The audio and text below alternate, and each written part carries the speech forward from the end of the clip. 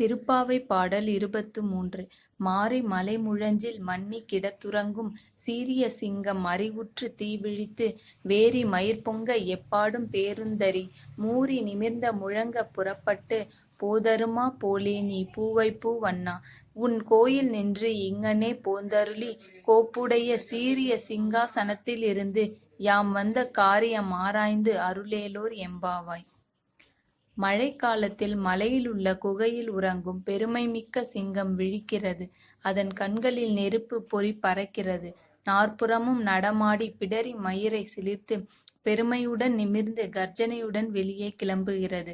அதுபோல காயம்பூ நிறத்தையுடைய கண்ணனே, நீயும் வீரநடை போட்டு உன் கோயிலில் இருந்து வெளியேறி இங்கே வந்து அருள் செய்.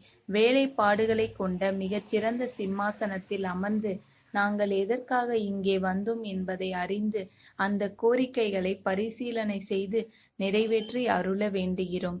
எதிரே இருப்பவன் கடவுள் என்பதற்காக வீட்டை கொடு, பொருளை கொடு, நகையை கொடு, வாகனத்தை கொடு என நாம் கோரிக்கைகளை ஆண்டவன் முன்னால் வைக்கக்கூடாது. அவை நமக்கு அமைய வேண்டும் என்ற விதியிருந்தால் நம் உழைப்பை பொறுத்து அவை இறைவனால் நமக்கு தரப்பட்டுவிடும். எனவே நியாயமான கோரிக்கைகளை இறைவனிடம் சொல்ல வேண்டும். இதைதான் ஆயர்குல பெண்கள் நாங்கள் கேட்பது நியாயமென தெரிந்தால் மட்டும் அதை கொடு என கேட்கிறார்கள். அவர்கள் கேட்டது என்ன? அந்த கண்ணனையே கேட்டார்கள். அவனோடு கலந்துவிட்டால் சோறு எதற்கு, வாகனம் எதற்கு, இதர வசதிகள் எதற்கு? அதற்கெல்லாம் மேலான பேரின்பம் அல்லவா கிடைக்கும். அதனால் அவனையே கேட்டார்கள் ஆயர்குல பெண்கள்.